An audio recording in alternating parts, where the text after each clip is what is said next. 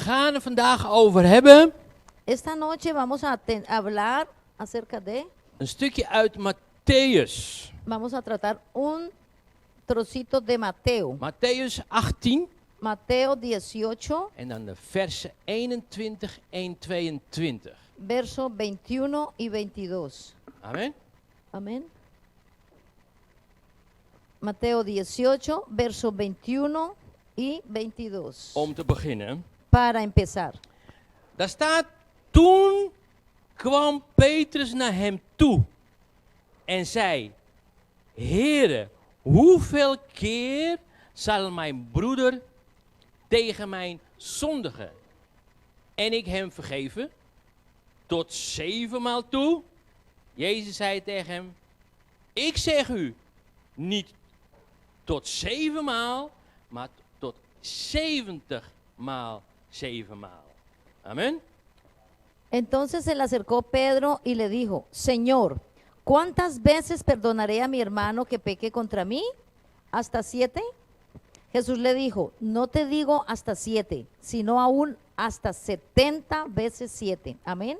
Nou, u voelt het al een beetje waar ik naartoe wil. Usted ya más o menos se imagina a dónde yo me quiero dirigir. Amen. Amén. Voordat we echt gaan beginnen, dan gaan we even een Nederlandse les. Antes de iniciar con el estudio, vamos a hacer una lección holandesa.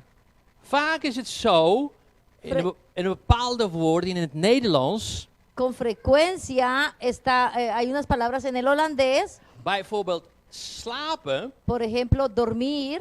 als je het woord ver daarvoor zet, Si usted le coloca la palabrita antes de dormir, le pone fer, dan ga je verder in Ento- dat slapen. entonces eso significa que usted continúa durmiendo. Dus dan, als je het verder in dat slapen gaat, dan verslapen. Entonces diríamos verslapen, se durmió, se quedó dormido. Hier heb je dat liefde. Ahí tenemos amor. Als je verder gaat in de liefde, dan ben je Si vas más allá del amor, le colocas fer. Entonces quiere decir verlief, enamorado. Hier hebben we plaatsen. Als je verder gaat dan plaatsen, Tenemos aquí lugares. zet je Y- ver daarvoor. Y si le colocamos atrás la palabra fer, entonces sería desplazarse. Verplaatsen. Dus je gaat desplazar. verder in dat plaatsen. Entonces vas más allá, te trasladas algo. Hier kan je ver voorzetten. En hier kun je ook een ver voorzetten. Fluchen es maldecir, plicht es obligaciones. Ja? En nou praten we over geven. Estamos hablando acerca de dar. Dus we gaan over geven. We gaan ver in dat geven. Vamos a ir más allá de dar. Entonces es perdonar. Dus dan krijg je vergeven. Dus je gaat Perdonar. verder. Eso quiere decir, tú In dat vas más allá en ese dar. Entonces, Begrijp wat ik perdonar. zeg? Je gaat verder Tú vas más allá in dat geven. en dar. Amen. Amén. Entonces perdonar. Dus we hebben gezien dat vers 22 zegt, Hemos visto que el verso 22 dice, 7 maal toe, zeg ik je, maar tot 70 maal 7. hasta 7 veces. Amen. Hasta 7 veces, hasta 70 veces 7. Amén. Dus als ik reken, Si hacemos las cuentas, entonces serán dan is het 77. niet? Ik vind dit al veel hoor. A mí me parece esto ya suficiente. Ik vind het heel veel. Mucho me parece a mí. Maar daar staat Pero- maal. Ahí está 70 veces 7. 490 veces. Dat is nogal wat. Eso es, Dat is heel veel. es demasiado, muchísimo. Dat is zo verschrikkelijk vaak. Eso es terrible. Dat is zo verschrikkelijk vaak. Es demasiado, es con frecuencia. Dat duurt zo lang. Se demora tanto, Dat word je toch zo doodmoe van. nos cansamos. 70 maal 7 maal vergeven? Perdonar 70 veces 7. Kan dat echt? ¿Podrá ser esto así? Kan dat als je buurman zijn auto weer voor jouw deur heeft gezet? Podrá ser, Zodat jij je auto weer ergens anders moet neerzetten? podrá ser con mi vecino que pone nuevamente su auto frente a mi puerta y yo tengo que poner mi auto por allá en otro lugar. Kan dat? ¿Podrá ser eso así? Als iemand roddels over je verspreidt op je werk? Cuando alguien está regando chismes acerca de mí en el trabajo. Kan dat? ¿Podrá ser? Als dat jochie uit de klas weer expres je pen op de grond heeft gegooid? Cuando ese compañerito de clase con frecuencia tira mi lapicero al suelo. Kan dat als je collega zich weer niet heeft gehouden aan de afspraak? ¿Podrá ser cuando mi colega no cumple las promesas, las citas que tenemos? Zodat jij niet verder kunt met je werk? De modo que yo no pueda continuar con mi trabajo. Kan dat ¿Podrá ser así? als je partner Cuando mi pareja, haar tandenborstel weer niet in de beker heeft gezet? cuando mi esposo o mi esposa no coloca el cepillo de dientes en el Ja. sitio que debe ser, Maar dan heeft zij dat op de wastafel laten liggen. sino que lo deja en la mesa de lavar. Dat krijg ik vaak te horen. Je hebt het weer gedaan. Eso lo recibo yo con frecuencia. Lo has hecho nuevamente. Kan dat ¿Podrá ser als je echt gekwetst voelt door een lelijke opmerking die iemand maakt? cuando te sientes lastimado por un comentario desagradable que alguien ha hecho? Ik noem nu expres Yo estoy, a propósito, estoy nombrando de alledaagse dingen. las cosas cotidianas Die elke dag kunnen gebeuren. que suceden a Amén. diario. Amén. Want als het over vergeven gaat, Porque si estamos hablando acerca del perdón, dan kunnen onze gedachten entonces nuestros pensamientos en gesprekken y nuestras charlas al snel gaan richting vreselijke dingen. muy pronto, muy rapidito se van hacia cosas terribles. Die ons zijn aangedaan.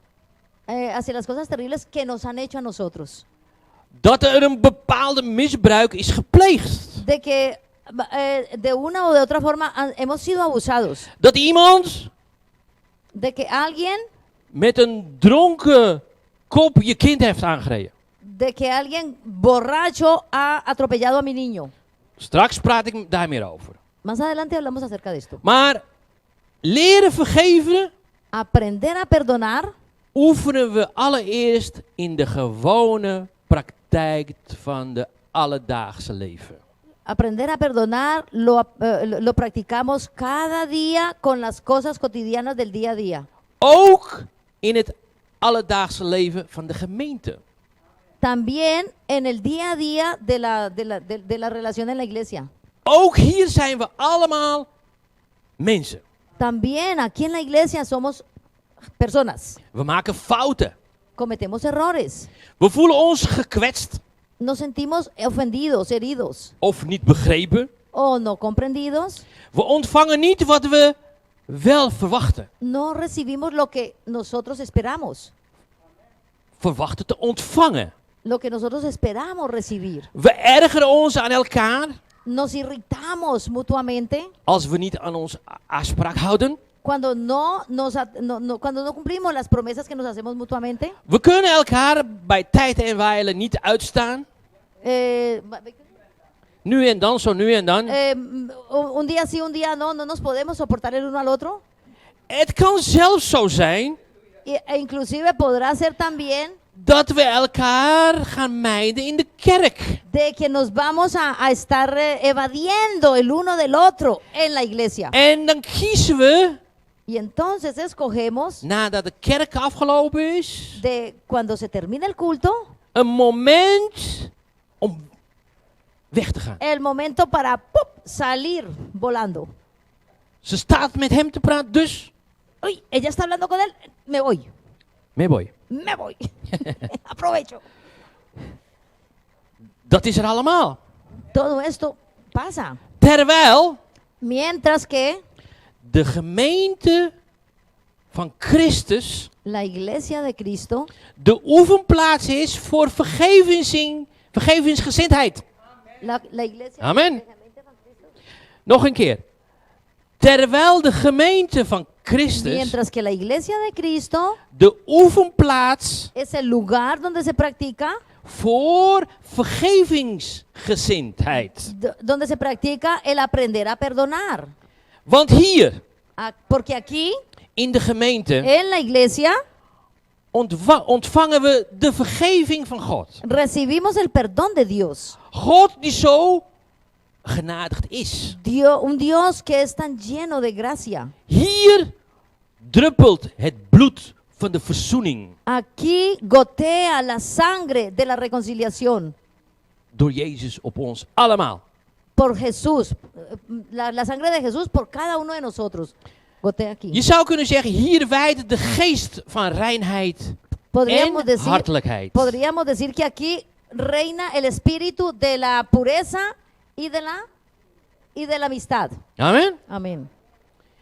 Heer, Aquí, als mijn broeder Señor, si mi hermano of zuster o hermana tegen mij zondigt, peca contra mí, hoe vaak moet ik dan vergeving schenken? ¿cuántas veces debo perdonarle? Tot 7 maal toe? ¿Hasta 70 veces 7? Dat zei Petrus. Eso lo dijo Pedro. Ja? Waarom noemt Petrus dat getal 7? ¿Por qué Pedro nombró ese número 7?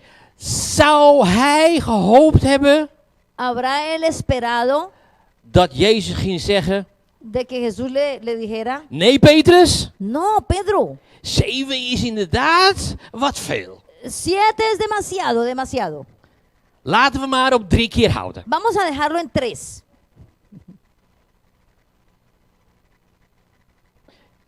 Het schijnt Parece zo te zijn dat rabbijnen, que los rabinos, de Joodse leraren, los maestros judíos, de vergeving kenden tot maximaal 3 keer. conocen el perdón hasta máximo 3 veces. 3 keer. 3 veces, Hoe dan ook, como quiera que sea. Petrus lijkt te vragen naar de limiet. Pedro parece que estuviera preguntando por un límite. Limiet van vergeving. El límite del perdón.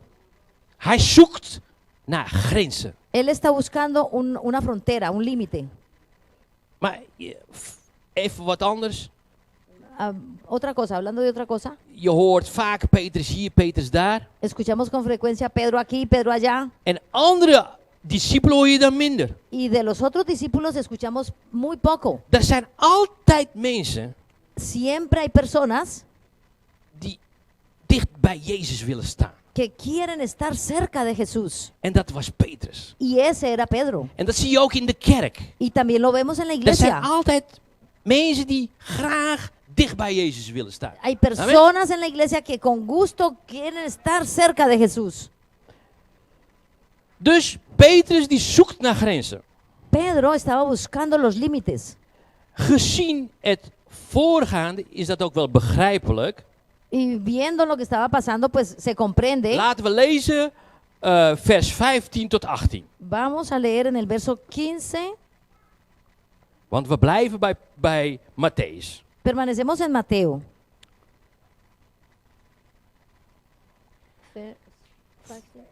15 tot 18. Vamos a leer a partir del verso 15 al 18, del capítulo 18. Daar staat. U hebt uw Bijbel meegenomen, toch? ¿Trajo la Biblia, no, hermano? Amen. Mateo 18, verso 15. Ja, en dan tot 18, hè. 15 al 18. Maar, als uw broeder tegen u gezondigd heeft, ga naar hem toe en wijs hem terecht tussen u en hem alleen. Als hij naar u luistert, hebt u uw broeder gewonnen. Maar als hij niet naar u luistert, neem er dan nog 1 of 2 met u mee. Opdat in de mond van 2 of 3 getuigen elke woord vaststaat. Als hij niet naar hen luistert, zeg het dan tegen de gemeente. En als hij dan ook niet naar de gemeente luistert, laat hij dan voor u als de heidenen en de tollenaars zijn. Voorwaar, ik zeg u, alles wat u op de aarde bindt, zal in de hemel gebonden zijn. En alles wat u op de aarde ontbindt, zal in de hemel ontbonden zijn. Por tanto, si tu hermano peca contra ti, ve y repréndele estando tú y él solos. Si te oyere, has ganado a tu hermano. Mas si no te oyere, toma aún contigo a uno o dos, para que en boca de 2 o 3 testigos conste toda palabra. Si no los oyere a ellos, dilo a la iglesia. Y si no oyere a la iglesia, tenlo por gentil y publicano. De cierto os digo que todo lo que atéis en la tierra será atado en el cielo, y todo lo que desatéis en la tierra será desatado en el cielo. Amen. Amén. Amén. Als een van je broeders Si uno de tus hermanos of zusters o hermanas tegen je zondigt, peca contra ti, moet je daarvoor onder de 4 ogen aanspreken. Niet onder de 6 ogen, niet onder de... tienes que llevarlo y entre los dos hablarle, no en presencia de otras 2 personas o 3 personas. Onder de 4 ogen. Ustedes 2, hablar los 2. Luister ze niet. No te escucha, Neem dan anderen entonces mee. toma otros 2. Zodat de zaak wat meer beslag krijgt. De modo de que hayan testigos. Als ze niet luisteren, Y si él no escucha, leg het dan voor aan de gemeente. entonces déjalo a la iglesia. Weigeren ze dan nog? Sigue aún, no quiere seguir escuchando, Behandel hen dan zoals de heidenen of de tollenaar behandelt. entonces trátalo como un gentil o publicano. Ik verzeker u, staat er, Yo te aseguro a ti que allí está, al wat jullie op aarde bindt, todo lo que tú atéis en la tierra zal ook in de hemel bindend zijn. será atado en el cielo. En al wat jullie op aarde ontbinden, zal ook in de hemel ontbonden zijn. Y todo lo que desatéis en la tierra será desatado en el cielo. Heel interessant is dit. Muy interesante. De leerlingen van Jezus Los estudiantes de Jesús krijgen hier dus de opdracht om bindend uitspraken te doen. recibieron la tarea de aprender a atar. Als mensen, broeders en zusters, volharden in zonde. Dus vasthouden Si in los zonde. hermanos o las hermanas persistían en el pecado. En dan komt er blijkbaar wel een grens in zicht. Y entonces, pues con seguridad que va a llegar un límite. Als een broeder of een zuster Si un hermano o una hermana, die zondigt, daarop wordt aangesproken, un hermano o una hermana que peca, es llamado a atención. eerst onder 4 ogen, En primer lugar, los 2. daarna met 1 of 2 getuigen, Después con 2 testigos. en vervolgens in de gemeente. Y después se entrega a la iglesia. En zo iemand weigert te luisteren, Y si aún no quiere escuchar, dan kan het zelfs zo zijn dat zo'n persoon uit de gemeente wordt gesloten. entonces es probable que una persona así pueda ser retirada de la iglesia. Er worden dus wel degelijk grenzen gesteld. Entonces, de alguna u otra forma se ponen límites. Maar dan wel aan de zonde. Límites en el pecado. Een zonde mag niet voortwoekeren in de gemeente. Un pecado no puede persistir en la iglesia, no puede estar allí creciendo en la iglesia. U begrijpt wat ik bedoel met voortwoekeren? Un pecado que esté allí cimentándose, creciendo. Como la nieve. Het wordt steeds groter. Sí, esparciéndose, creciéndose. Wat de leerlingen van Jezus daarover zeggen, Lo que los aprendices de Jesús decían, dat zal bindend zijn. esto debe ser atado. Daarom is het ook begrijpelijk Por eso se entiende dat Petrus de que Pedro, nog even door wil spreken met Jezus. por eso Pedro quería continuar hablando con Jesús. Dat is niet zozeer een persoonlijk onder onsje, No era porque él quisiera hablar cosas personales entre los 2, waarin Petrus een persoonlijke vraag aan Jezus voorlegt, de que Pedro quisiera hacerle una pregunta personal a Jesús, omdat hij misschien zelf moeite had om vergeving uit te delen. porque probablemente él también tenía dificultades personalmente en perdonar. Kijk, hij heeft een bijzondere verantwoordelijkheid. Él tiene una responsabilidad muy especial, Want tegen hem had Jezus gezegd, porque Jesús le dijo a Pedro, jij bent Petrus, tú eres Pedro, de rots waarop ik mijn gemeente zal bouwen. la roca donde yo edificaré mi iglesia. Ja, en dat vindt u dan in hoofdstuk 16. Ese lo encontramos en el capítulo 16. En nadat Jezus iets heeft gezegd Y después de que Jesús le dijo algo over de grenzen van de zonde, acerca de los límites del pecado, wil Petrus nu ook iets weten over de grenzen van vergeving. entonces quiere Pedro conocer los límites acerca del perdón. Maar het antwoord van Jezus gaat hele andere kant op. Pero la respuesta que Jesús le dio se fue totalmente para otra dirección. Niet tot 7 maal toe. No hasta 70 veces 7. Het is boeiend om hier een Bijbelvers uit het boek Genesis te lezen. Sería muy interesante leer aquí un trocito de Génesis. Genesis 4. Génesis 4, Eerste boek, primer libro, oudste boek. el libro más antiguo, Is dat het oudste boek? el libro más viejo. ¿Es el libro más viejo? Is het eerste, niet de Is- oudste. Es Het el, oudste pri- boek is Job. es el primero, no el más viejo. El más viejo es Job. Goed, we gaan naar hoofdstuk 4 en dan 23 en 24. Dan lezen we daar iets heel interessants. Génesis 3, Genesis 4 Génesis 4, en dan verso, 23 Ve- en 24. Génesis 4, verso 23 y 24. En Lamech zei tegen zijn vrouwen. Lamech had 2 vrouwen. Lamé le dijo a sus esposas, y él tenía 2 mujeres. Ada en Sila. Luister naar mijn stem. Vrouwen van Lamech. Hoor mijn woord aan. Voorzeker, ik dood een man om mijn wond. En een jongen om mijn striem. Want Kaïn wordt 7voudig gewroken. Maar Lamech 70 maal. 7 maal. Y dijo Lamé a sus mujeres, Ada y Sila, oíd mi voz, mujeres de Lamec, escuchad mi dicho, que un varón matare por mi herida y un joven por mi golpe, sí, 7 veces será vengado Caín. Lamé, en verdad, 70 veces 7 lo será. Genesis 4, vers 23 en 24 lezen we een lied van een zekere Lamech.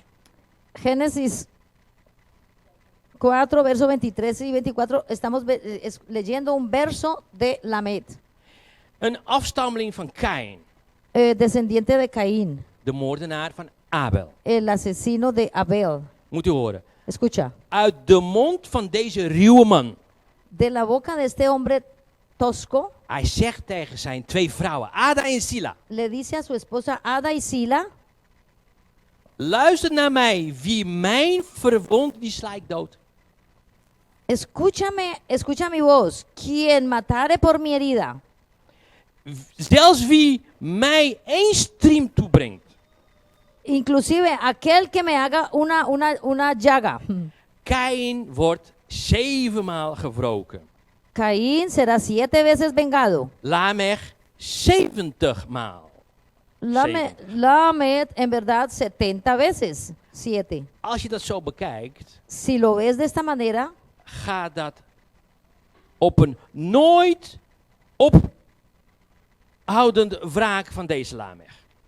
si Hij lo, blijft het wraak nemen. si lo vemos de esta manera, Lamec nunca parará con su venganza. 70 maal je wreken. 70 veces 7, vengándose. Dat is een doodlopende weg. Eso es un camino que no termina de parar. Dat is een weg waar je niet verder kunt. Un camino donde tú no puedes terminar.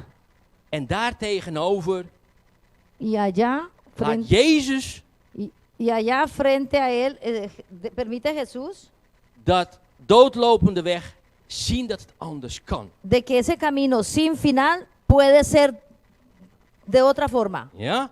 Amén. We voelen direct aan dat het hier niet om een aftelsysteem wat Jezus zegt.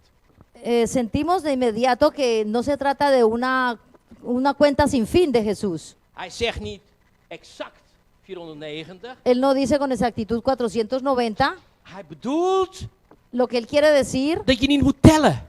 lo que quiere decir es de que tú no debes contar. Amen. Amén. Het gaat om hart, Se trata es del corazón, hartgesteldheid. de la actitud del corazón. Jezus roept ons om vele malen vaker te vergeven. Jesús nos llama a que perdonemos muchísimas veces, Dat we eigenlijk bereid zijn. de que realmente estemos dispuestos. Eigenlijk zou je kunnen zeggen, maak ik hier 2 van. Realmente podríamos decir, hacer 2 veces 490. En dan krijg je kwadraat. Entonces lo tenemos es al cuadrado. Van dat kwadraat kan je weer kwadraat van maken. Y del cuadrado puedes hacer nuevamente otro cuadrado. U begrijpt wat ik bedoel? ¿Comprende lo que quiero decir? Dus het gaat om je hartgesteldheid. Se trata es de la actitud de tu corazón. Vergeven heeft het niet met tellen te maken. El perdón no tiene nada que ver con contarlas, con las veces. Vaak horen we, Con frecuencia escuchamos, als hij me nog 1 keer, ay, si me lo hace una vez más, nog 1 keer. ay, una vez más. Vergeven heeft het met hart te maken. El perdón tiene que ver con el corazón, Niet met je mond. no con tu boca. Je spreekt het uit. Lo hablamos, lo sacamos de nuestra boca, sí, Maar het moet van je hoofd naar je hart zakken. pero eso tiene que bajar de tu mente a tu corazón. Kijk, de meeste mannen hier, La mayoría de los hombres aquí die zijn wel eens verliefd geweest. alguna vez se han enamorado In hun hoofd. en su cabeza, En dan zakt het naar je hart. en su mente, y eso se baja al corazón. Dan is het echt. Entonces es realmente Amen. verdadero amor. Dus het heeft niet met je... het heeft dus niet met je mond te maken, Entonces no tiene que ver con tus labios, tiene que ver es con tu corazón. maar met je hart. Con tu corazón. De Heer Jezus zei daarom ook, El Señor Jesús también dijo aquí acerca de esto. hij zei ook, kom tot inkeer. Dijo hasta el arrepentimiento. Want het koninkrijk van de hemel is Porque el reino de los cielos nabij. está cercano. Vergevensgezind, El perdón, het hart hoort ook bij een nieuwe schepping.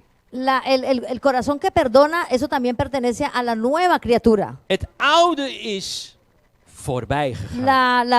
Las cosas viejas ya han pasado. Heer Jezus is een verhalenverteller. El Señor Jesús está contando aquí una historia. Luister. Escucha. Want het is een verhaal dat geladen is met gevoel wat ik nu ga vertellen. Es una historia Met gevoel, met sentiment. es una historia con sentimientos. En dat verhaal kunt u vinden Y in Matthäus, esta historia la podemos encontrar en Matthäus 18 Mateo 18, en dan de verse 23. Mateo 18, verso 23. Als u met mij meeleest, dan ga ik dat verhaal uiteen vertellen. Si lo lees junto conmigo, entonces te lo voy a explicar. Het gaat hier om 2 dienaren. Se trata de 2 siervos. De eerste dienaar heeft een mega grote schuld bij zijn koning. El primer siervo tiene una gigantesca deuda con su rey. Hij moet een onvoorstelbare grote bedrag aan de koning betalen. Debe pagarle una cantidad inmensa a su rey. Waarschijnlijk een bedrag waar hij als een soort rentmeester verantwoordelijk voor was. Probablemente es una cantidad que él como administrador era responsable como administrador. We moeten bij die 10.000 talent denken aan En 10,000 talentos tenemos que pensar más o menos aan 300.000 maal een jaarloon. entre 10 talentos. 300.000 maal. Entonces pensaremos como 300,000 salarios anuales. 300,000 salarios anuales. Dus het is een groot... de Nederlanders zeggen, exorbitant. Eso quiere decir que entonces estamos hablando de una cantidad exorbitante. Oh, is dat ook Spaans? ¿Ya? Oké. Een exorbitant hoog bedrag dus. Una exorbitante cantidad. Wat erop wijst dat deze dienaar Lo que significa que de este siervo waarschijnlijk een hele hoge plek had in het koninkrijk van de koning. probablemente tenía una posición muy alta en el reino de este señor, Waarschijnlijk de grootste zijn En de geweest este in dat rey. koninkrijk. al servicio de este rey. Maar als hij zich aan de voeten van de koning neerwerpt, Pero si él se postra ante los pies del rey dus echt met zijn knieën, con sus rodillas en hij smeekt om de schuld te saneren. y él suplica que su deuda sea sanada, En die koning die krijgt medelijden. y entonces este rey siente misericordia. En die koning die zegt, je hoeft het niet te betalen. Y entonces dice este rey, no me tienes que pagar nada. Ik scheld het helemaal kwijt. Tus deudas son canceladas. En dan denk je, welke koning doet dat? Y entonces pensamos, ¿qué clase de rey hace estas cosas? Zo'n ongelooflijk groot bedrag. Una cantidad, una increíble cantidad de dinero. Maar deze dienaar is nu volkomen vrije man. Entonces este siervo es ahora un hombre libre. Tenminste, Por lo zou je denken. así lo vemos. Lo Maar dan pensamos. komt hij een collega tegen. Pero entonces se encuentra él con un colega, De tweede dienaar. el segundo siervo, Die heeft op zijn beurt ook een schuld. que también tiene una deuda. Alleen oneindig veel kleiner. Una deuda que es más pequeña. En dan praten we over 100 denari. Estamos hablando acerca de 100 denarios. Is ongeveer de miljoenste 10.000 talenten. Más o menos 1.000.000 de Maar- talentos. Wat doet de eerste dienaar? ¿Y qué hace este primer siervo? Hij grijpt zijn collega bij de keel. Coge a su colega, a su siervo del cuello, Hij zet hem tegen de muur lo pone contra la pared, en hij duwt omhoog lo levanta hacia arriba en schreeuwt vlak in zijn gezicht. y le grita muy cerquita de su cara, Betalen zullen je. me pagas. Me tienes que pagar. Betalen zullen je. Me vas a pagar. De tweede dienaar knielt neer op de grond en smeekt. Ese siervo entonces se arrodilla, se pone de rodillas y le suplica. Hij smeekt alsjeblieft om medelijden. Le suplica, por favor, ten misericordia. Maar de eerste dienaar wil niets van weten Pero el siervo, el primer siervo, no quiere saber nada. en laat hem gevangen zetten. Y entonces lo manda a la prisión. Hoe is het mogelijk? ¿Cómo es posible? Dat bestaat toch niet dat iemand die net zoveel No puede ser que una persona que hij heeft zoveel ontvangen que ha recibido tanto, en hij reageert zo. y reacciona de esta manera. Maar Jezus vertelt het verhaal Jesús está contando esta historia omdat hij het blijkbaar kan voorstellen. porque con seguridad él se puede imaginar, Hij ziet het dagelijks gebeuren. él ve que diariamente sucede esto. En dan zijn de andere dienaren die het horen en zeer ontdaan zijn. Y entonces los otros siervos que escucharon esto están muy tristes, desconsolados, verdrietig. muy tristes. Maar ze gaan niet naar de eerste dienaar toe. Pero no se acercan, no van a hablar con el primer Ze siervo, gaan naar de koning om het te vertellen. sino que van al rey a contarle al En rey. de hele verhaal. Le cuentan toda la historia. En de koning die was Y neergeslagen. el rey estuvo muy desilusionado. En dan blijkt de koning die zo genadig is geweest, Y entonces ese rey que tuvo tanta misericordia con el primer siervo, nu ook boos te zijn. ahora se ha enojado. Hij zegt ook, je bent een slechte dienaar. Entonces le dice, tú eres un siervo malo. Kwaad is hij, Está enojado omdat de eerste dienaar niets begrijpt van de genade. porque ese primer siervo no comprende nada acerca de la misericordia. Hij is kwaad omdat hij niet wil begrijpen Está muy enojado porque el siervo no quiere comprender dat iemand een ongelooflijke hoeveelheid genade ontvangt, de que alguien que ha recibido tantísima misericordia maar niet een klein beetje wil uitdelen. no puede siquiera compartir un poquito. Kwaad is hij. Él está muy enojado. En daarom staat ook in de Bijbel, Y por eso está en la Biblia, hij geeft de eerste dienaar over aan de gerechtsbeulen. Entonces él envía a ese siervo, lo envía al juez. En dan denk je, daarmee staan er moeilijke gedachten. Entonces, En dan denk je, blijkbaar is er een grens aan Gods genade. pensamos que con seguridad hay un límite en la misericordia de Dios, Ja, ja en la zeker. gracia de Dios. God houdt op met genade geven. Dios para en un momento determinado para con su gracia. Daar waar het ontvangen van zijn genade zich niet vertaalt in het geven. El recibir de su gracia.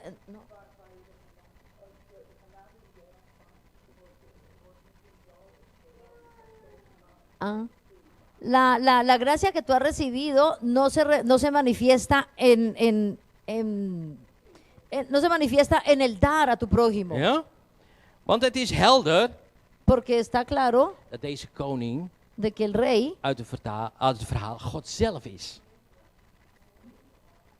este rey de aquí de esta historia, se trata es de Dios mismo.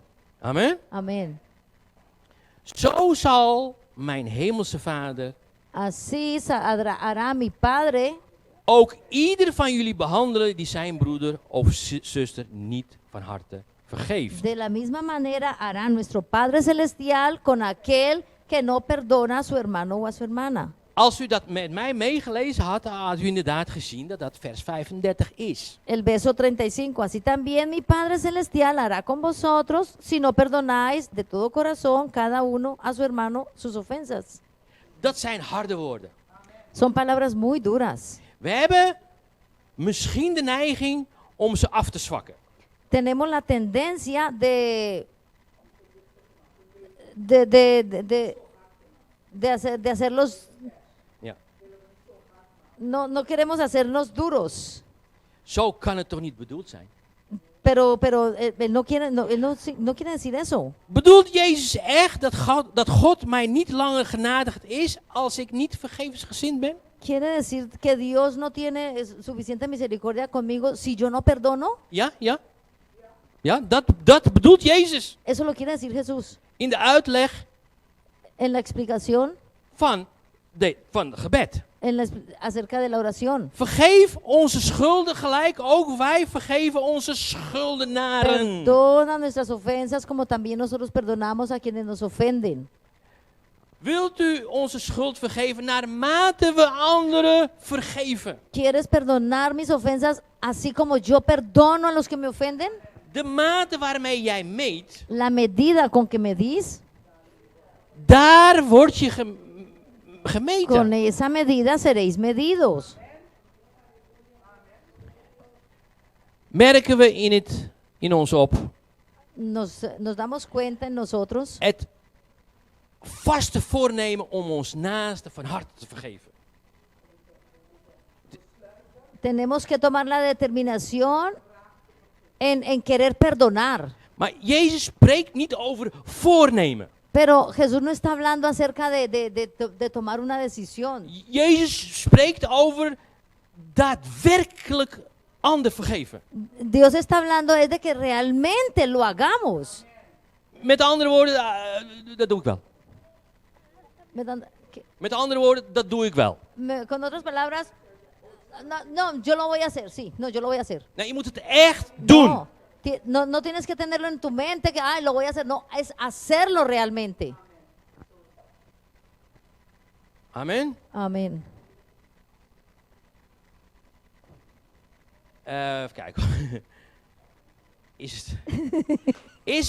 Is het ons hartelijk verlangen om de broeder of zuster die tegen ons gezondigd heeft, de schuld niet aan te rekenen? Is het dat je hart verlangen? Es el deseo de tu corazón. No, Is het ons hartelijk verlangen es el deseo de nuestro corazón. om de broeder of zuster ¿Ya? die tegen ons gezondigd heeft, Ajá. te vergeven? Ja. Es el deseo de nuestro corazón perdonar a mi hermano o a mi hermana que ha pecado contra mí. Amen. Amén. Ik kan me voorstellen dat we ons tamelijk hulpeloos en verslagen voelen. Yo me puedo imaginar de que nosotros nos sentimos derrotados. Bedroefd. Abatidos. Ja. Que nos sentimos tristes, abatidos, Als we, desanimados. desanimados is het. Als we Jezus die zo scherp horen zeggen. Si escuchamos lo que Jesús acaba de decir aquí, En weet je, en dat is goed. y eso es bueno. Ons te voelen. Het is goed. Es bueno en sentir esto, en pensar esto. Het is goed ons hulpeloos en verslagen te voelen. Es bueno en sentirnos desanimados, desesperanzados. Want dan kan God ons gaan helpen. Porque entonces así nos podrá Dios ayudar. Dan beseffen we hoeveel we hier tekortschieten. Entonces nos damos cuenta de cuánta necesidad tenemos nosotros de Él. En ook echt zelf die vergeving nodig hebben. Y también de que nosotros mismos necesitamos perdón. Dan beseffen we dat wat hier gevraagd wordt Y entonces nos damos cuenta de que lo que se pregunta aquí bij mensen onmogelijk is. Es imposible para las personas. De 7 keer van Petrus Las 7 veces de Pedro is onze menselijke mogelijkheden. es nuestra posibilidad humana. Zelfs dat is al te veel Y gevraagd. aún así, eso es demasiado. Kunt u vergeven? Kunt u vergeven? ¿Puede usted perdonar? Ik niet. Yo no. Ik ben niet volmaakt. Yo no soy perfecto.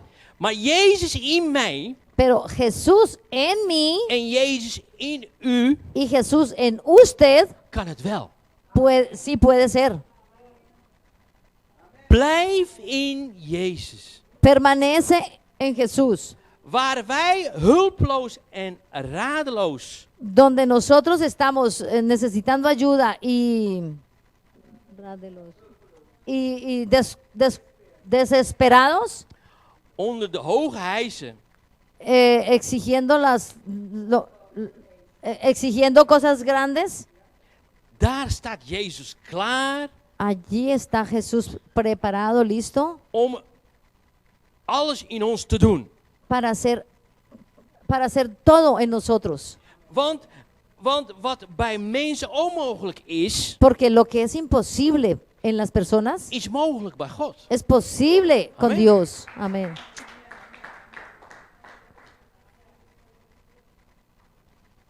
Je kunt er ook zelf invullen.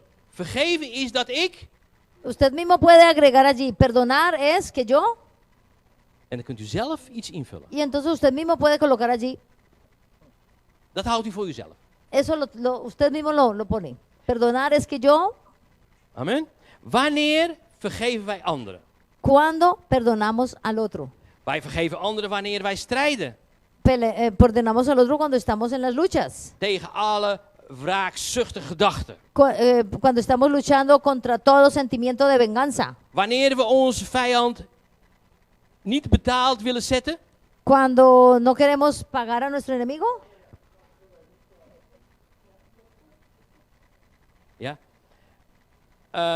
Maar het ten goede toewensen, Pero desear el bien, verdriet hebben om tegenslagen in hun leven, estar tristes por la derrota, voor hen bidden, orar por él, zoeken naar verzoening buscar el perdón en dan bij elke gelegenheid laten zien dat we bereid zijn te helpen of te bemoedigen. y en cada oportunidad que tengamos demostrar que queremos ayudar, que queremos animar. Dat is vergeven. Eso es perdón. Vergeven is dus niet doen. Vergeven is dus Perdonar no es entonces, niet doen alsof het niet gebeurd is. perdonar no es hacer como que no, ni me doy cuenta. Er bijvoorbeeld ook niet meer aan denken. O por ejemplo no pensar más en esas cosas. Het wegstoppen. O esconderlas por allá. Ja? Of zand erover gooien. O echar arena encima del problema y no volverlo a ver. Vergeven is veel actiever. El perdonar es algo activo, Is veel actiever. es muy activo. Degene die tegen u zondigt, Aquel que peca contra ti, door iets onjuist over je te vertellen, que te está contando algo incorrecto, door over je te roddelen, por estar chismeando acerca de ti, door niet nakomen van afspraken, por no cumplir con las citas que se hacen, door kritiek, por andar criticando, door manipulatie. por la manipulación, Ja? Dat je vecht tegen die wraakgevoelens. de que tú estás luchando contra tus sentimientos de venganza. En dan staat het in Lucas dat je een andere het goede toewenst. Y en Lucas está de que tú debes desearle el bien al otro. Spreuken zegt dat je verdrietig bent om het tegenslagen die ander ervaart. En el proverbio dice estar triste por las derrotas o las desavenencias del otro. Exodus zegt dat je hulp komt als die andere het moeilijk heeft. En Éxodo dice darle ayuda al otro cuando esté en dificultades. Romeinen zegt dat je verzoening zoekt voor zover het van jou afhangt. En Romanos dice buscar tú mismo el reconciliarte con el otro siempre que esté a tu alcance. Heb je me gehoord? ¿Me has escuchado? Romeinen zegt dat je verzoening zoekt voor zover het van jou afhangt. En Romanos dice que tú debes buscar la reconciliación siempre que dependa de Het is ti. een plicht. Es una obligación. Dit wijst allemaal op het hart. Esto nos guía, todo esto nos guía directamente al corazón, Waarin de vergevensgezind woont. donde habita el perdón. En waaruit alle onvergevensgezindheid is weggebaand. Y donde todas... Dat alle over... Dan moet ik even terug. Mhm. Dit wijst allemaal op het hart. Todo esto nos guía al corazón, Waarin een vergevensgezindheid woont. donde habita el perdón. En waaruit alle... El perdón, donde habita el perdón. En die andere. En waaruit alle Y donde todas, onvergevensgezindheid is weggebaand. Alles weg is. y donde todas las posibilidades de no querer perdonar han sido erradicadas. En niet alleen dat. Y no solamente eso, Bitterheid moet ook weg. la amargura también tiene que salir del Boosheid corazón. moet weg. El enojo salir del corazón. Maar ook zelfmedelijden. Pero inclusive también la compasión. Amen? Amén.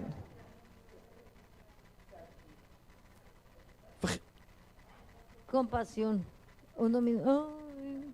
Vergeving betekent niet dat je niet boos zou mogen zijn El over perdonar, de zonde. el perdonar no significa de que tú no te puedas enojar por el pecado. De zonde die jou wordt aangedaan. El pecado que es cometido contra ti. Dat je er negatieve gevoelens over zou mogen hebben. De que tú de pronto tengas sentimientos negativos. God is ook boos over de zonde.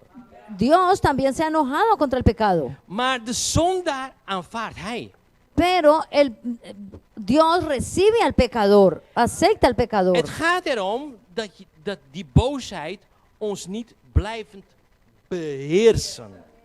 De lo que se trata es de que el enojo, la ira no te domine a ti, no permanezca allí en tu corazón. Het maakt je zelfs ziek.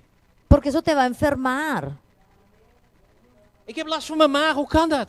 Tengo problemas con mi estómago. Ay, ¿cómo podrá hacer esto? Het is een gezwel die ons van binnenuit opeet. Eso es una herida que por dentro nos está comiendo. Vergeven betekent ook niet dat zonden die begaan zijn El perdón no significa de que los pecados que se han cometido geen gevolg voor de zondaar zou mogen hebben. no significa de que no tengan consecuencia contra el pecador. Als een man Cuando un hombre dronken is borracho en een kind aanrijdt, y ha atropellado a un niño, daar hoort daar straf bij. seguro que él tiene que ser castigado por la ley. Maar het betekent niet dat je deze man niet zou moeten vergeven. Pero eso no significa de que tú no tengas que perdonar a este hombre. Want nogmaals, vergeven is Porque nuevamente el perdón es dat je vecht tegen wraakgevoelens. de que tú estás luchando contra los sentimientos de venganza. Dat je geen kwaad met kwaad vergeldt. De que tú no vas a pagar mal con mal. Dat je een ander het goede toewenst. De que le vas a desear lo mejor al otro. Dat je verdrietig bent om tegenslagen die ander ervaart. De que tú estás triste con las las desgracias de tu hermano, Dat je bidt de voor que, hun welzijn. de que tú oras por el bien del otro, Dat je verzoening zoekt voor zover het van jou afhangt. de que tú buscarás la reconciliación siempre que dependa de ti. Oh, ik weet niet wat ik vanavond allemaal ga horen thuis. No sé lo que voy a escuchar esta noche en mi casa.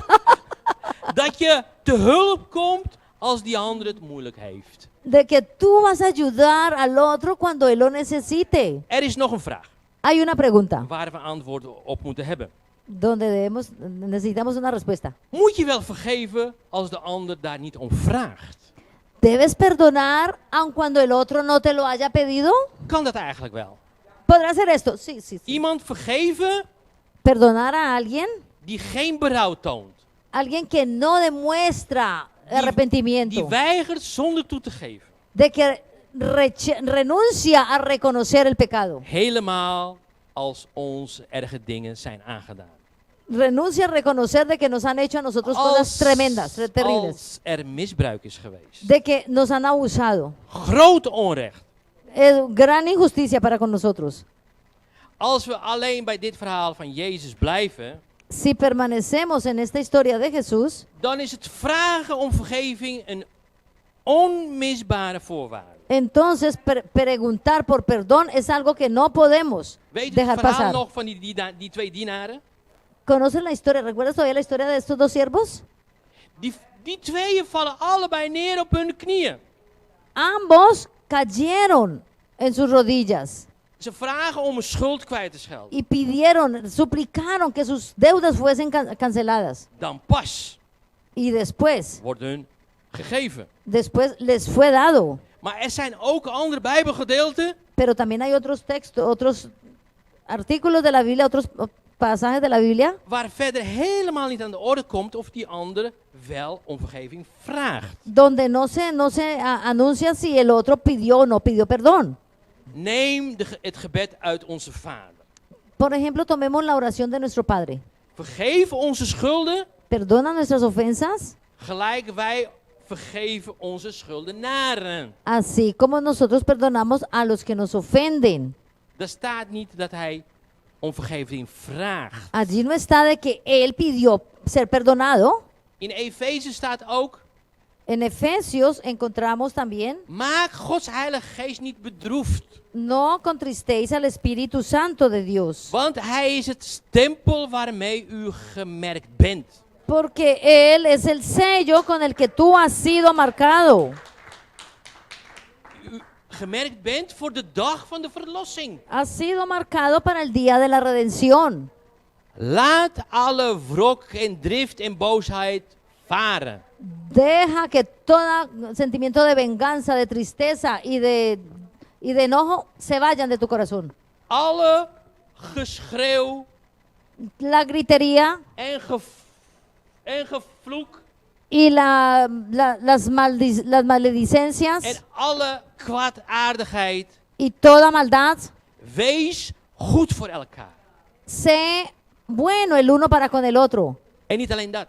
Y no solamente eso, En vol medeleven. lleno de misericordia. Ik kan wel goed tegen u zijn, maar geen medeleven hebben. Yo puedo ser bueno con usted, pero no tener misericordia.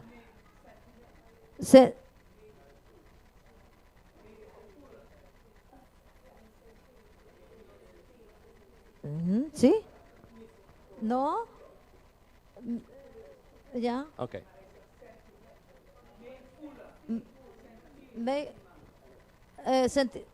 Medeleven. Medeleven. Oké. Compasivo. Dat is het, compassief. Ja. Vergeef elkaar.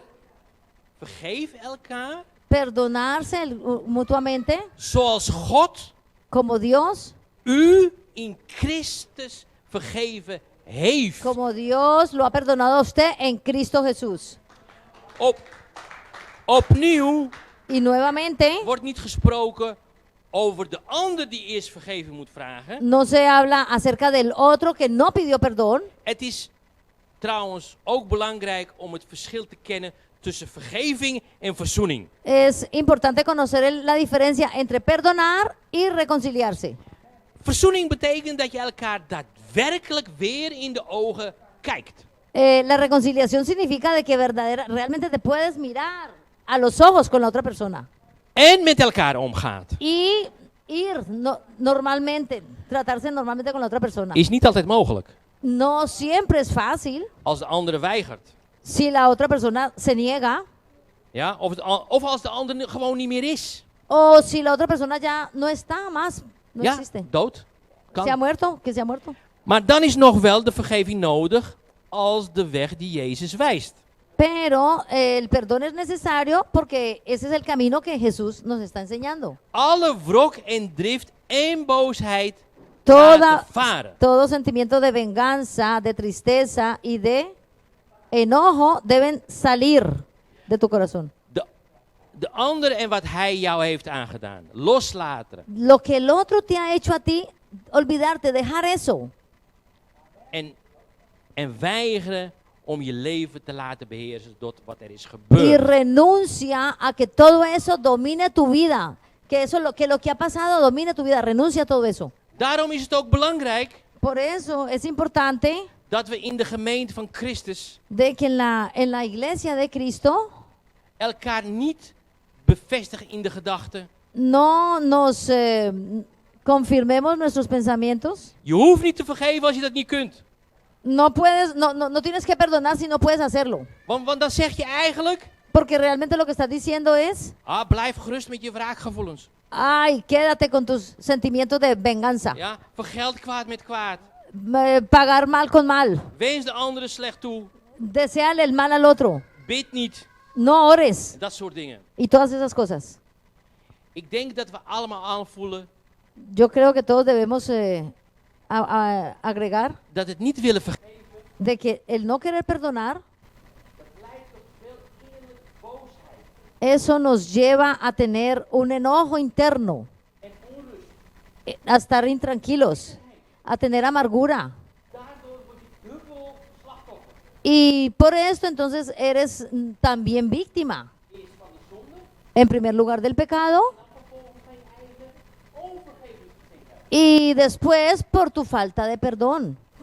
Amén.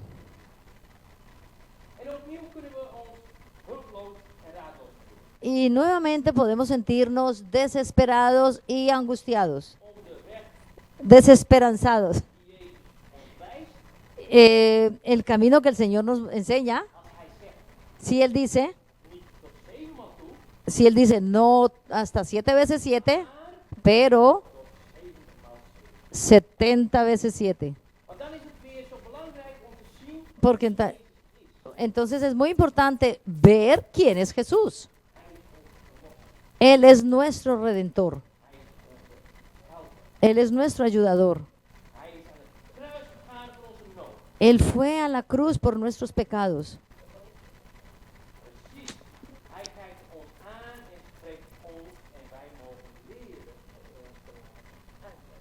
Él nos mira y nos enseña a nosotros. Lead us. Debemos aprender cómo debemos mirar hacia Jesús. Y vemos en sus ojos tanta suavidad, ternura, confianza, amor y fuerza, poder, fuerza. Y si vivimos en fe, si estamos unidos en la fe a Él,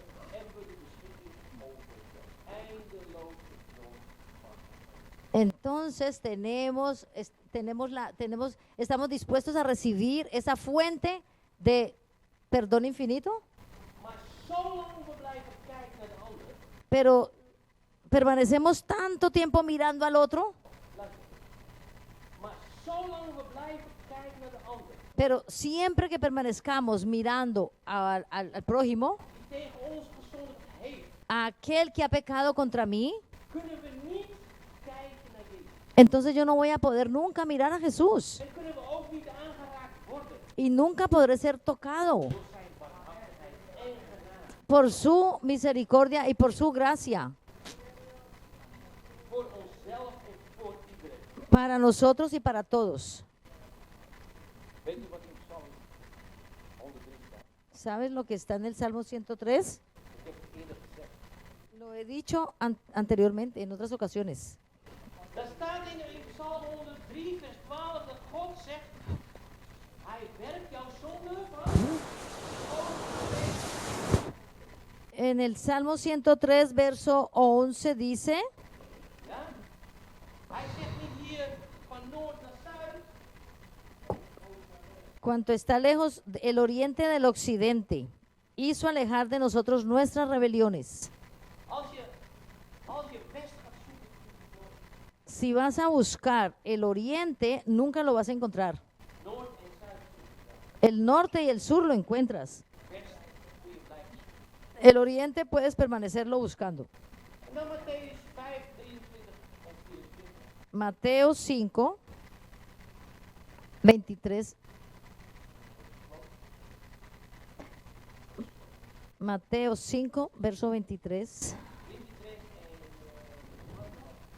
Mateo 5, verso 23 y 24. Want dat staat ook zo mooi. Está allí tan bonito. Als u dan uw gave op het altaar offert en u zich daar herinnert dat uw broeder iets tegen u heeft, laat uw gave daar bij het altaar achter. Liever, ja, zo zegt dat in het Engels. En ga heen. Verzoen u eerst met uw broeder en kom dan terug en offer uw gave.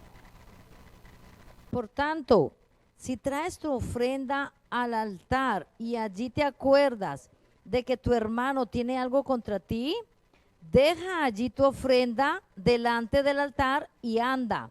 Reconcíliate primero con tu hermano y entonces ven y presenta tu ofrenda. Zo serieus is het. Así de serio es esto. Als je iets tegen je broeder hebt, laat het je opstaan. Si tienes algo con tu hermano, déjalo allí. Ga het eerst goed maken. Ve primero y arréglate con él.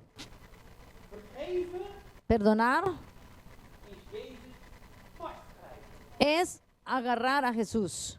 zodat je de ander kunt loslaten. De modo, perdonar, escoger a Jesús de modo de que tú puedas soltar al otro. Amén. Laten we bidden. Vamos a orar. U mag staan. ¿Pueden ustedes ponerse de pie? U mag het nazeggen. ¿Puede usted repetir conmigo? Ik heb het opgeschreven. Lo he escrito, hermano.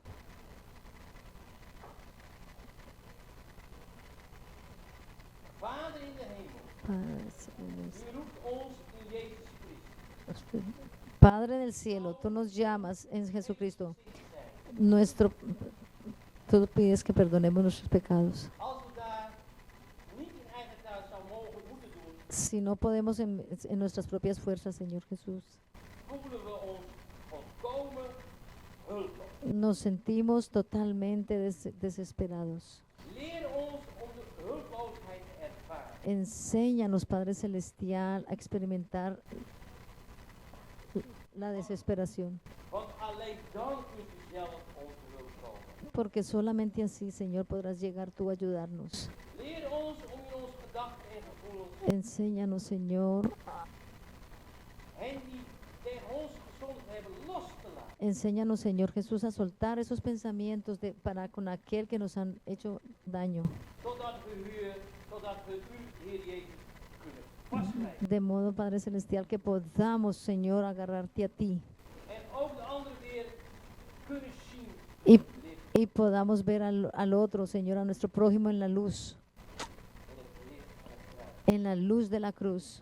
Schep in ons een rein hart en een zuiver hart. Purifica, Señor, nuestro corazón. Danos un corazón limpio, Señor Jesús. En el nombre de Jesús. Amén, amén, amén. Amén. Dios los bendiga, hermanos.